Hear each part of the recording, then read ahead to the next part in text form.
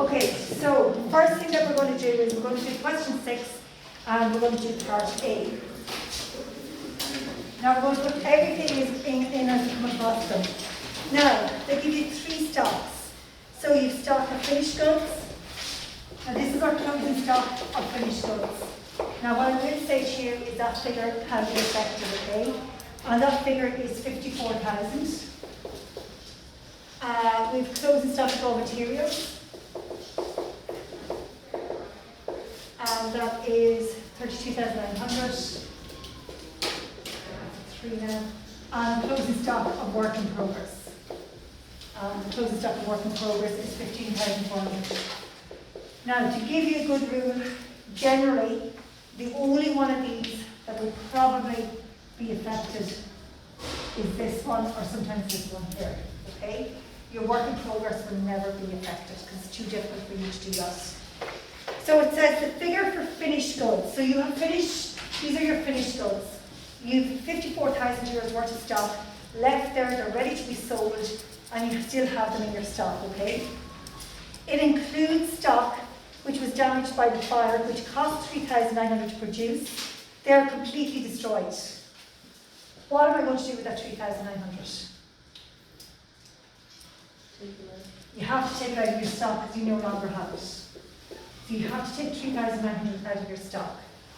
What did it say then? It said we're lucky, we have insurance, and the insurance company had agreed to pay compensation to the value of their cost price. There was no entry made in the books. Is the insurance company going to pay us? Yeah, have they paid us? Okay, so just have a look at it. Tell me, have they paid us? No, they haven't, but they will. Is that a good thing for us? Okay, it's something that's owed to us. Where do we always put things that are owed or we owe? Balance sheet, okay? So in current assets, and you can put this in straight away now, you're going to put in insurance claim due, because you are going to get money from the insurance company, and the amount is 3,900. So straight away, put that into your current assets.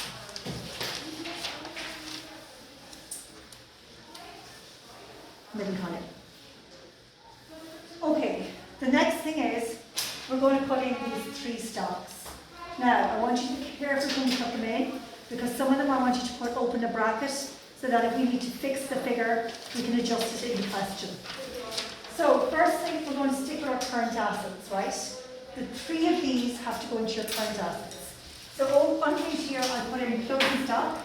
I'm going to put in, it doesn't matter what order, finished goods, work in progress, and I'm going to put raw materials. Now, for the finished goods, I want you to put in 34,000 in the bracket minus 3,900. I want you to leave the bracket open because it could be affected again. Okay? Raw materials, I want you to also put it in the bracket 32,900 because I don't know whether I'm going to have to adjust this or not. And the work in progress, I'm telling you that won't be affected, so you put that straight in. Now, the 3 of these, say this is these are the columns. That's the middle column. Okay? The 3 stocks are going to go in here in their first column, and when we finally get the answer, we're going to transfer the combination of the 3 of them to the middle column. Okay? So you close the stocks made up with 3 of them, remember. That's a lot of students get confused. Your closing stocks meant to be all the stocks that you own. You do own the goods that are ready to be sold. You do own the goods that are half made, and you do own your raw materials. So the 3 of these have to go into your closing stock in your current assets. At the same time, you now go put those where else they should go. So I want you to put down where else would you put closing stock of finished goods. You're not sure, ask me. Write in where else would closing stock of work in progress go, and where else does closing stock of raw materials go. Okay, so I want you to put them all in now. What's that 34,000? This 34,000 is, is it my right again, is it 54?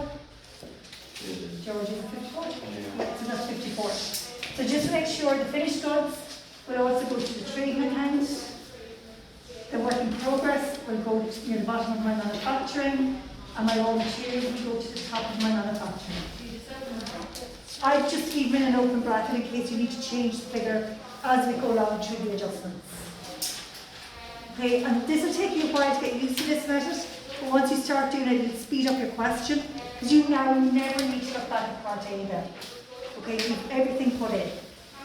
Plus, if you were to run out of time, you put the original figures in, which means they're going to give you marks for the original figures.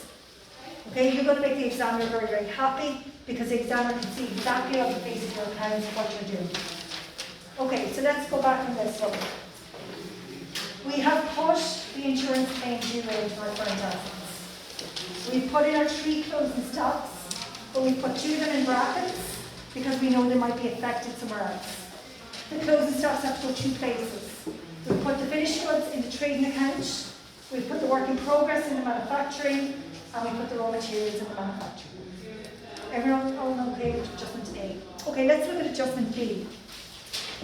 During the year, Sonar Limited purchased an adjoining premises for 225,000. This includes VAT. Okay, so let's break this one down for ourselves.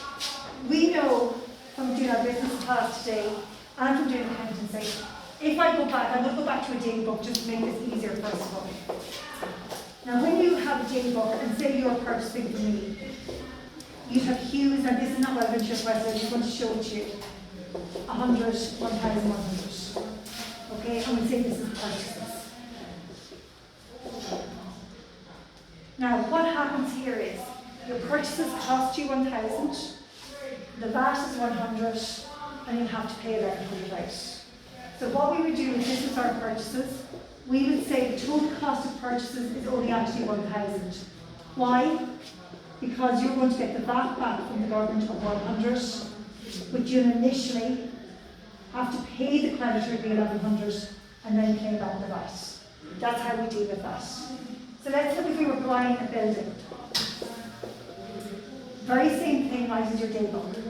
Now your building is 225,000, but it includes VAT, doesn't it? Isn't that what it said, 225? This includes VAT at 12.5%. So the total is 225. Can you work out for me now these 2 figures, please? I want you to work out the 2 figures.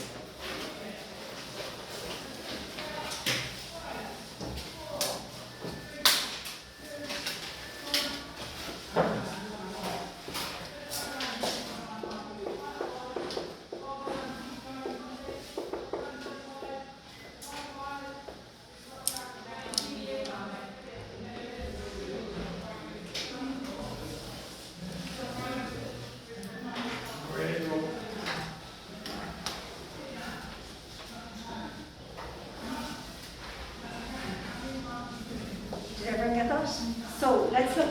Now you don't have to do all this work, I'm just trying to explain it to you. So really what should happen is your buildings will only go up by 200, because that's all they cost you.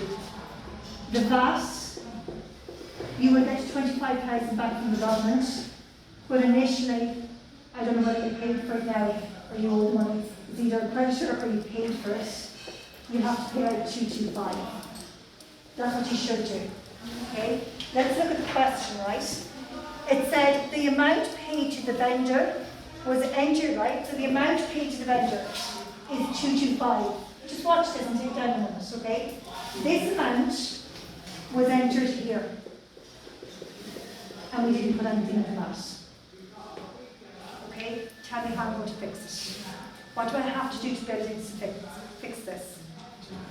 Okay, so your buildings has to be, you have to take 25 out of your buildings. And what I get you to do about that? Put in 25. And that's it. Do you get that? Do you want me to go back on that again? Okay, so take it down. We're going to have to put that into the accounts in a minute.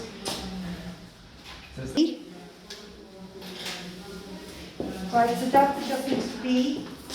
I'm skipping C for the moment, and I'm going on to adjustment D. Why? Because it's to do with buildings again, right? So during the year, they built an extension to the premises. It cost 120,000. The work was carried out by the company's own employees. The cost of their labour is included in wages and salaries, and the cost of the materials was taken from stocks. No entry had been made. Okay, three things happen here. Your buildings must go up by the full cost. So your buildings must go up by 120. Number two, your wages and salaries shouldn't include people working on buildings. Why? Because that's not what they're normally meant to do. So in the wages and salaries, you have to take out 65,000. And the third thing, you use stock. Do I change my stock figure or something else? Purchases. Always purchases. Watch that in the exam. And it has to be your purchases of raw materials. Okay? So you use purchases of raw materials. If that was 65, then 120, it's 55,000 has to be taken out of your purchases of raw materials. Does everyone understand why it's purchases of raw materials affected, not stock? Anyone not sure on that, Cal? Are you okay with that? Just watch that when they say anyone takes the stock. If the owner takes stock, or if stock was used for some other reason, it's always purchases that's affected. Okay, so let's look at all of these two together. And we're also going to look at adjustment E because it's about our depreciation. So it says depreciation on buildings is 2% of cost at the end of the year. Okay, so buildings, depreciation on buildings, they said you have to calculate it at the end of the year and it's at 2%. So I want you all now to figure out for me how much is depreciation on buildings based on this adjustment and this adjustment here. Okay, so I want all of you to figure out for me what's the figure that I'm going to put in for buildings in my indirect expenses, and all the figures that I put in for buildings in the balance sheet under cost and accumulated depreciation. So what I'm asking you, where do I put this figure, my charge for the year? Normally you put it in admin, okay? You're doing a manufacturing account. Just imagine the school was a factory. The offices are just there, and the rest of the school is a factory. So where would you put the depreciation of buildings? What takes up most of the buildings? The manufacturing, wouldn't it? The factory would. So generally, if they don't tell you, all of this has to go to the manufacturing account, because most of the building will be taken up by making the goods. Sometimes they give you extra information. If you look at question 6, part E, it said note 15% of the building is for office administration. So they've just told you that means that 85% has to go to factory overheads and 15% goes to admin. Can you put those two figures in for me now? I'll work them out for you. So,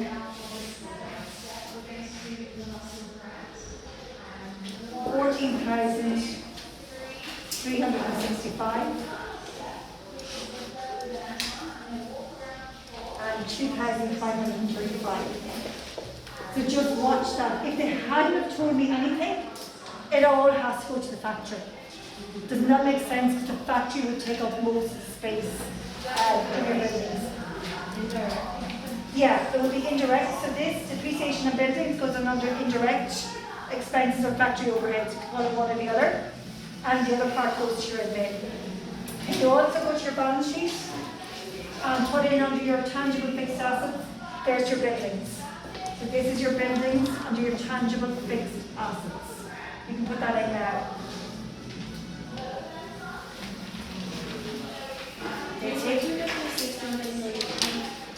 The which one? Okay, your buildings is 2% of the value of them at the end of the year. This is the value of your buildings at the end of the year, so it's 2% of that figure. Okay? Can you also, when you're doing this, I want you to go to where wages and salaries should be. Where would wages and salaries be? In the balance sheet, you're putting in buildings, 845, depreciation 191,900. Where would most of your wages be going? The manufacturing. So put these in under indirect expenses. Can you please, when you're putting this in, put it in a bracket so it might be changed again. Okay, so when you go to your wages and salaries, you're going to take the figure from your trial balance. Sorry, I'll just put this in here for you. Just say if I was doing my indirect expenses here. So you're going to do wages and salaries. I actually only put only 9 million, so I space. And I would say 98,900. And because of this adjustment here, I want to take out 65,000. I want you to leave it open. Why? Because it could be affected again. Also, here we put in depreciation of buildings. And the amount we said was 14,365. Okay? I'll slow it down and then just make sure you have all of this. And then you also put in your purchase of raw materials and your manufacturing. So you put in the original figure for purchases of raw materials, 176,000. And you're putting that you're taking away 55. But I want you to leave it open because we might need to change it again.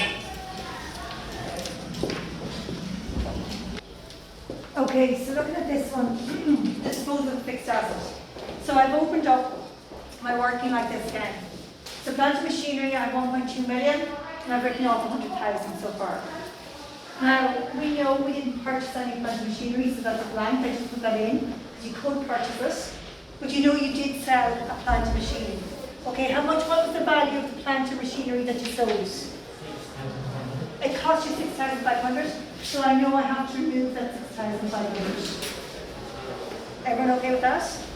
Then I want to work out how much depreciation is included here on that old machine, because that shouldn't be included. Now, first of all, you have to be careful of dates. Do you need to worry about dates here? And it says in the question, plant and machinery part E, that it's from the date of purchase to the date of sale. Okay, so let's look at the depreciation on the disposed or the old van or machine. Okay, so we need to work out the months when we bought this machine. So this machine was bought on the 1st of the 1st of 2002.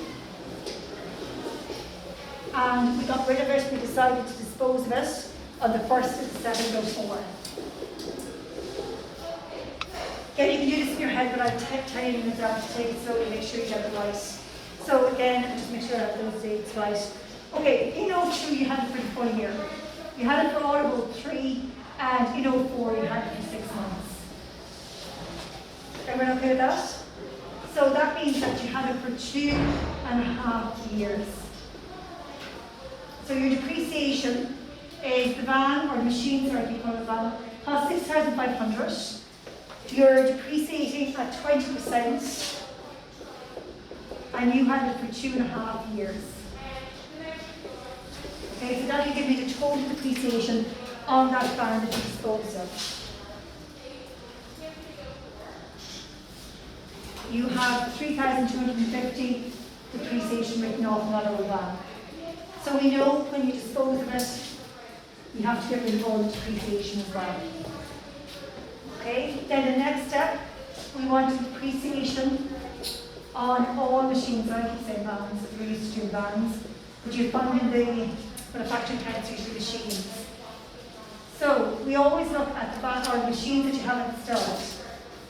1.2 million, but I'm not allowed to include the van I sold, and that's at 20%. The van I sold, I depreciated separately because I only had it for half a year. Okay, and we didn't buy a new machine, so it makes the steps a little bit easier.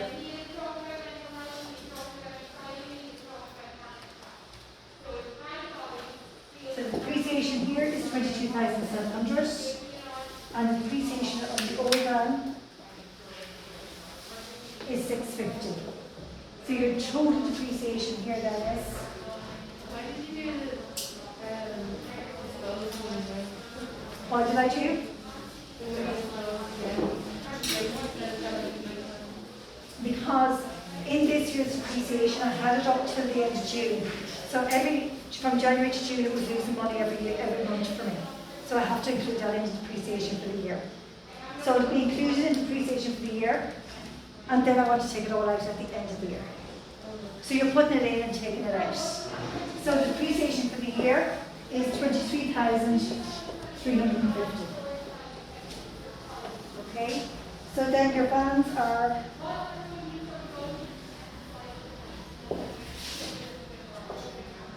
1,193,500, and then the accumulated depreciation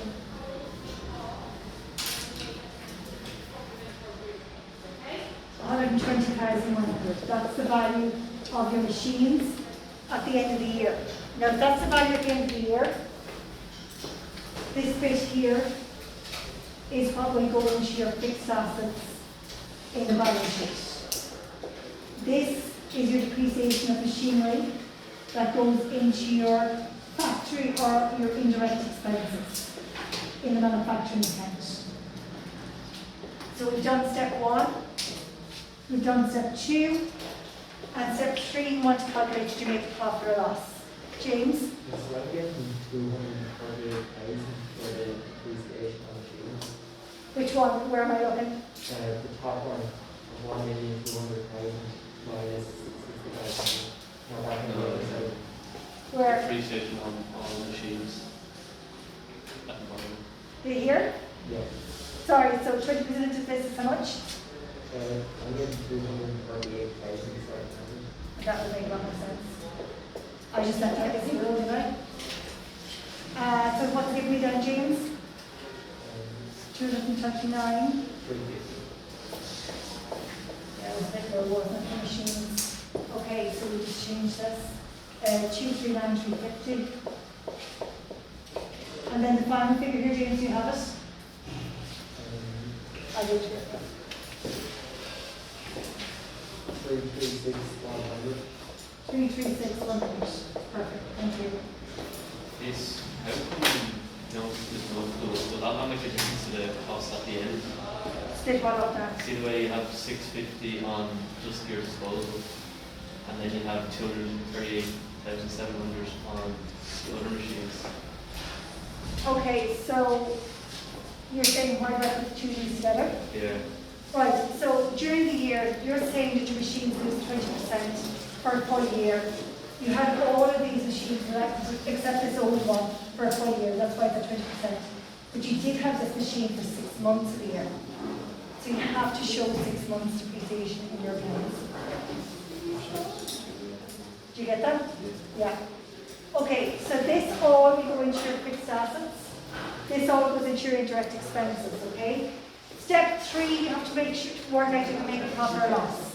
Okay, so the cost of the machine was 6,500. The accumulated depreciation, when we got rid of the machine, was 3,250. So we believed that it was worth 3,250. That's what we believe that we should get for it. Now, in the question, how much did you get for the machine? What did you get for the machine? 1,200. You only got 1,200. This is what you got. Were you happy? No. So you made a loss of 2,050. Now, where does that loss go if I'm doing a manufacturing account? In the direct expenses? No. No, it goes at the end of the manufacturing account, okay? It goes at the very end of your manufacturing. Yeah, you could actually put it in your indirect expenses if you wanted, but I would prefer you to put it at the end of the loss, okay? You can put a profit or loss at the very end.